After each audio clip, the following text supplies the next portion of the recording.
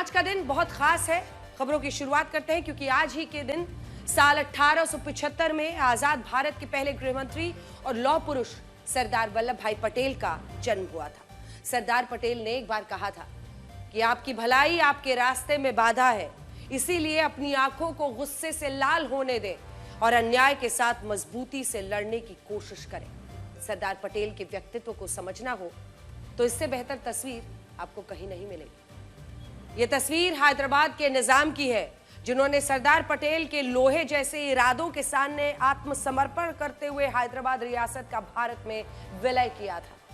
ये एक ऐसा विलय था जिसमें भारत ने सरदार पटेल की सहन शक्ति और उनके धैर्य का भी बल देखा। आजादी के बाद हैदराबाद रियासत के निजाम ने भारत में विलय के प्रस्ताव को खारिज कर दिया था।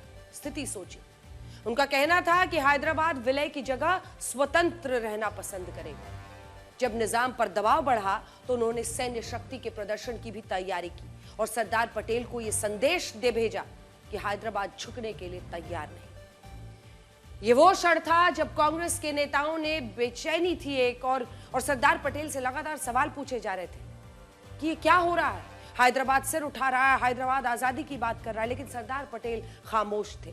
खामोश इसलिए थे क्योंकि वो हैदराबाद के निजाम को अपनी स्वेच्छा से भारत में विलय करने का मौका देना चाहते थे। लेकिन जब सहन शक्ति का इम्तिहान पूरा हुआ तो सरदार पटेल ने अपनी शक्ति से परिचय कराया और हैदराबाद भारत का हिस्सा बन गया।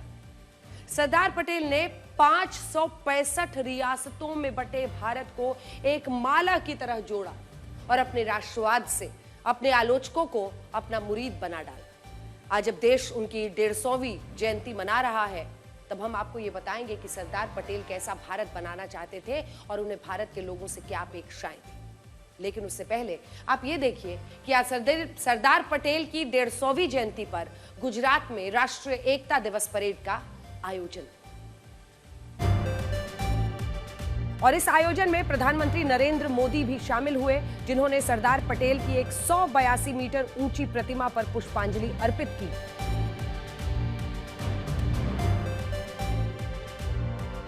इस मौके पर भव्य परेड का भी आयोजन हुआ, जिसमें शामिल सभी टुकड़ियों का नेतृत्व महिला अफसरों ने किया।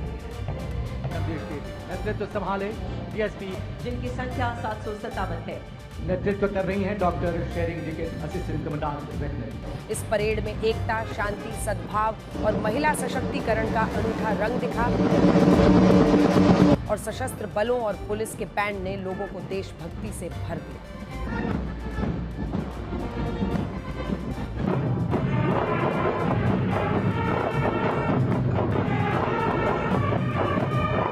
इस परेड का स्वरूप कई मायनों में वैसा ही था जैसा गणतंत्र दिवस की परेड का होता है। और ये एक बड़ा बदलाव है। अब तक हमारे देश में 26 जनवरी को गणतंत्र दिवस के मौके पर भव्य परेड का आयोजन होता था, जो भारत के संविधान को समर्पित होती है।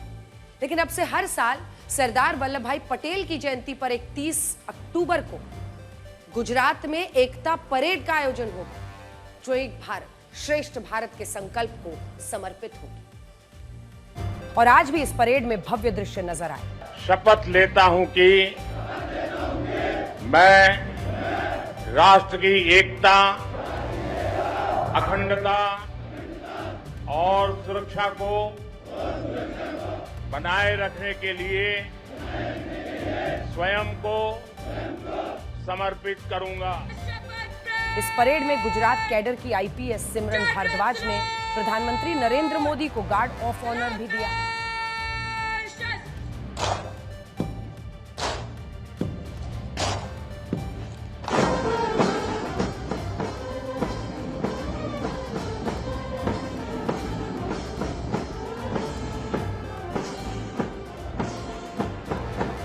इस परेड में घुड़सवार दस्तों ने भी हिस्सा लिया और असम पुलिस के जवानों ने मोटरसाइकिल पर करतब दिखाए। बाजार किशोर राय और 7 महिला सदस्यीय टीम के साथ अग्रसर ऑब्जर्वेशन फॉर्मेशन और ये संदेश दी गई कि देशभक्ति उम्र नहीं देखती। नायक रूप ज्योति चेतिया और सीएन दिगंता गोहेन द्वारा योगासन मुद्रा। इस परेड में भारतीय नस्लों के कुत्तों को भी शामिल किया गया और इनमें एक नस्ल रामपुर हाउंड्स की है और दूसरी नस्ल मुधोल हाउंड्स की। ये वही नस्लें हैं जिन्हें अंग्रेजों ने हीन भावना से देखा और भारत के लोगों में ये धारणा बनाई कि विदेशी नस्लों के कुत्ते निगरानी और सैन्य ऑपरेशन के लिए बेहतर होते हैं। लेकिन अब आजादी के 78 साल बाद भारत ने इन मानसिक बेड़ियों को भी तोड़ डाला है। देखिए, और पहली बार बीएसएफ की टुकड़ी में भारतीय नस्लों के कुत्तों का प्रदर्शन हुआ। भारत के मिशन को और अधिक सशक्त करता है। भारतीय नस्लों के इन कुत्तों को रामपुर हाउंड्स और मुधोल हाउंड्स कहा जाता है और इनकी रफ्तार और सूंघने की क्षमता बहुत तेज होती है। एकता से ही राष्ट्र है, राष्ट्र को एक के साथ। इस परेड में भारतीय वायुसेना के लड़ाकू विमानों ने भी फ्लाई पास्ट किया।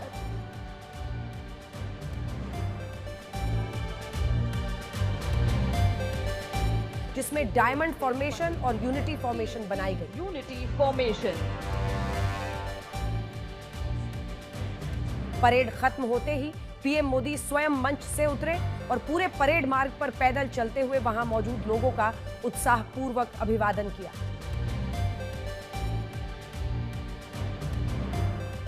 प्रधानमंत्री मोदी अपने भाषण के दौरान कांग्रेस पर भी खूब बरसे और प्रधानमंत्री मोदी ने यह भी कहा कि कांग्रेस ने कभी सरदार पटेल की नीतियों का पालन नहीं किया और इसीलिए देश को हिंसा के रूप में इसका परिणाम भुगतना पड़ा।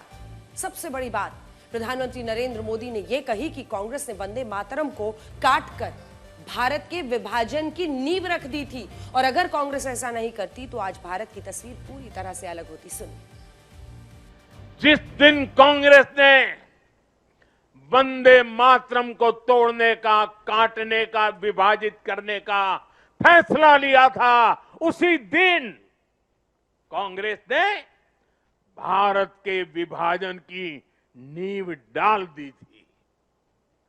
कांग्रेस ने वो पाप नहीं किया होता तो आज भारत की तस्वीर कुछ और होती। अब बड़ा सवाल यह है कि क्या वाकई में कांग्रेस ने मुसलमानों के विरोध पर वंदे मातरम की कुछ पंक्तियों को हटा दिया था और यहीं से भारत में विभाजनकारी ताकतों को बल मिला, उनकी सोच आगे बढ़ी। वंदे मातरम की रचना बंकिम चंद्र चट्टोपाध्याय ने की थी और इसका उल्लेख 1875 में प्रकाशित हुए एक उपन्यास में किया था जिसका नाम था आनंद मठ। बड़ी बात यह है कि प्रकाशन के बाद वंदे मातरम की पंक्तियां भारतीय स्वतंत्रता आंदोलन के लिए प्रेरणा स्रोत बनी।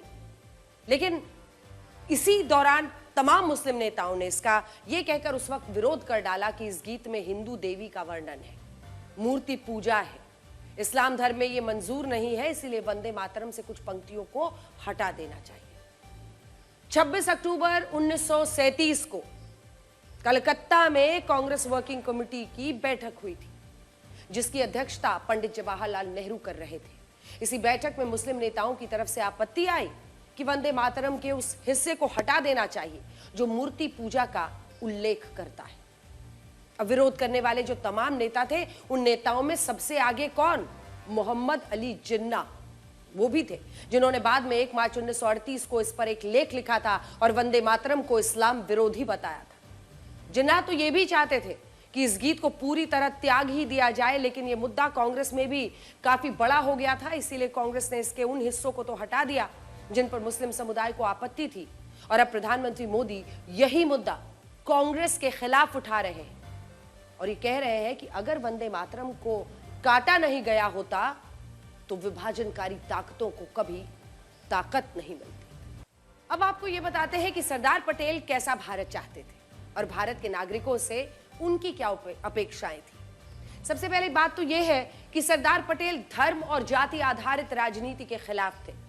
उनका कहना था कि देश सिर्फ भूमि के टुकड़ों से नहीं बनता। उनका यह भी कहना था कि अगर भारत को एक आदर्श राष्ट्र बनना है तो लोगों को आपसी कलह छोड़नी होगी, ऊंच नीच का भेदभाव खत्म करना होगा, समानता की भावना विकसित करनी होगी और हमें एक ही पिता की संतान की तरह रहना होगा। एक परिवार, एक पिता की संतान। लेकिन आज आप सोचिए कि क्या हमारे देश में ऐसा हो रहा है? आप बिहार का उदाहरण ले लीजिए। चुनावों में धर्म और जाति सबसे बड़ा मुद्दा बन गए हैं।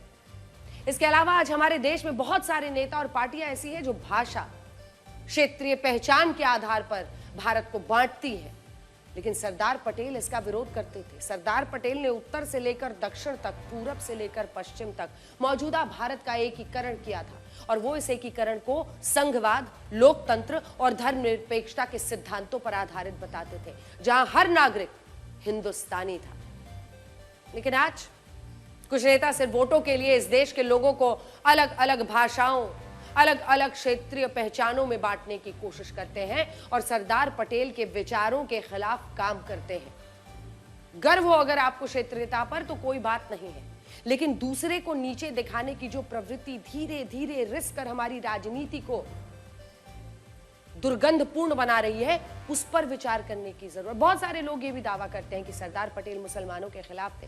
उन्होंने ऐसे मुसलमानों को पाकिस्तान जाने की सलाह दी थी जो कश्मीर में हुए हमलों पर चुप थे। आज हमने इन दावों की पुष्टि के लिए कई पुस्तकों को पढ़ा और इन्हें पढ़ने के बाद हमें यह पता चला कि सरदार पटेल के मुस्लिम विरोधी होने का दावा सही नहीं है। 10 जून 1947 को सरदार पटेल ने एक चिट्ठी लिखी थी जिसका जिक्र पटेल्स लेटर ऑन सेक्युलरिज्म नाम के संकलन में भी है। इसमें उन्होंने कहा था कि हिंदुस्तान को हिंदू राष्ट्र नहीं बनाया जा सकता और इस देश में सरकारों का पहला कर्तव्य अल्पसंख्यकों की सुरक्षा होनी चाहिए।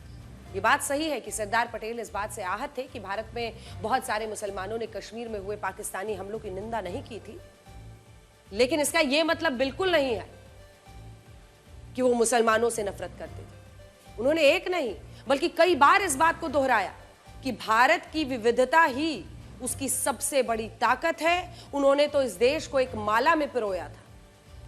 सरदार पटेल की सबसे खास बात यह थी कि वो एकता की शक्ति को समझते थे। उन्होंने किसानों को प्रेरित किया, वो अपना एक संगठन बनाकर व्यापार करें, यह समझाया। और इसी बात ने अमूल कंपनी, आप सोचिए गुजरात में जिसने, अगर आप सफेद क्रांति लाई, अमूल कंपनी, उनकी इसी संगठन बनाकर व्यापार करने की सोच ने अमूल कंपनी की नींव रखी। इसके अलावा सरदार पटेल चाहते थे कि भारत आत्मनिर्भर बने, गांव के लोगों को ज्यादा से ज्यादा ताकत मिले, वो अपने फैसले खुद कर पाएं, अपने पैरों पर खड़े हों। आज अगर भारत में सिविल सेवा के लिए IAS IPS अफसरों को तैयार किया जाता है तो इसके पीछे भी सरदार वल्लभ भाई पटेल थे, जिन्होंने इन प्रशासनिक अधिकारियों को भारत की रीढ़ बताया था।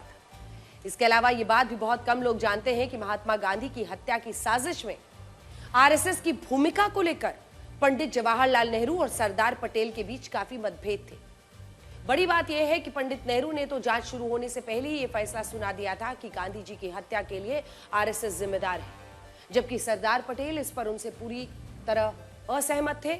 इस बात का जिक्र महात्मा गांधी के पोते राजमोहन गांधी की पुस्तक में है जिसका नाम है पटेल अलाइव। इसके पेज नंबर 472 पर लिखा है कि महात्मा गांधी की हत्या के बाद पंडित जवाहरलाल नेहरू ने सरदार पटेल से कहा था कि उन्हें ऐसा लगता है कि इस हत्याकांड के पीछे एक गहरी, एक सुनियोजित साजिश है जो RSS द्वारा रची गई।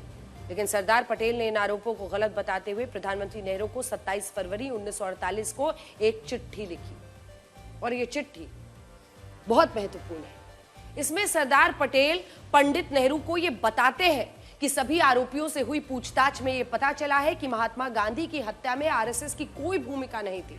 उन्होंने इस चिट्ठी में यह भी लिखा कि हिंदू महासभा के एक धड़े ने इस साजिश को रचा और अंजाम भी दिया, लेकिन RSS का इससे कोई लेना देना नहीं था। लेकिन पंडित नेहरू का लगातार यही कहना था कि RSS ही इसके लिए जिम्मेदार है। यह दावा भी सही है कि सरदार पटेल कश्मीर के मुद्दे पर पंडित नेहरू की नीतियों से खफा थे और इसका जिक्र भी राजमोहन गांधी की पुस्तक में ही है। इसमें पेज नंबर 318 पर लिखा है कि जब पंडित नेहरू कश्मीर के मुद्दे को संयुक्त राष्ट्र में लेकर गए तब सरदार पटेल इससे सहमत नहीं थे और उनका मानना था कि यह मुद्दा भारत को इस मंच पर नहीं लेकर जाना चाहिए और सरदार पटेल ने इस फैसले की आलोचना की थी। आज अगर सरदार पटेल को लेकर कांग्रेस और बीजेपी के बीच एक खिंचाव दिखता है तो उसका कारण यही है कि इतिहास में कांग्रेस पर आरोप लगे कि उसने पंडित नेहरू की विरासत को महान दिखाने के लिए सरदार पटेल को उनका उचित सम्मान नहीं दिया। सरदार पटेल को मरणोपरांत भारत रत्न के लिए 41 सालों का इंतजार कराया गया और यह भी आरोप लगता है कि जब 1950 में सरदार वल्लभ भाई पटेल की मृत्यु हुई तब भी पंडित नेहरू ने तत्कालीन राष्ट्रपति डॉक्टर राजेंद्र प्रसाद को उनके अंतिम संस्कार में जाने से रोका था। इसका जिक्र उस समय के एक बड़े नेता के मुंशी की पुस्तक में है जिसका नाम है पिलग्रिमेज टू फ्रीडम। इसमें वो बताते हैं कि पंडित नेहरू का मानना था कि देश के राष्ट्रपति को किसी कैबिनेट मंत्री के अंतिम संस्कार में भाग नहीं लेना चाहिए, क्योंकि इससे गलत परंपरा की शुरुआत होगी। यानी नेहरू कहीं ना कहीं ऐसा सोचते थे इस किताब के मुताबिक कि सरदार पटेल का कद इतना बड़ा नहीं है कि राष्ट्रपति उनके अंतिम संस्कार में जाए। लेकिन डॉक्टर राजेंद्र प्रसाद ने उनके इस सुझाव को नहीं माना। वो बॉम्बे गए, उस समय बॉम्बे कहते थे, जो आज मुंबई है। वो बॉम्बे गए और उन्होंने सरदार पटेल के अंतिम संस्कार के बाद वहां एक भाषण भी दिया, जिसमें उन्होंने कहा था कि सरदार पटेल के शरीर को अग्नि जला रही है, लेकिन उनकी प्रसिद्धि को दुनिया की कोई भी अग्नि नहीं जला सकती। ये उस समय की ब्लैक एंड व्हाइट तस्वीरें आज हमने आपके लिए निकाली। मेरे प्यारे देशवासियों, एकता राष्ट्र और समाज के अस्तित्व का आधार होती है। जब तक समाज में एकता है, राष्ट्र की अखंडता सुरक्षित है। इसलिए विकसित भारत के लक्ष्य तक पहुंचने के लिए हमें देश की एकता तोड़ने वाले हर षड्यंत्र को विफल बनाना होगा। एकता की ताकत से विफल बनाना होगा।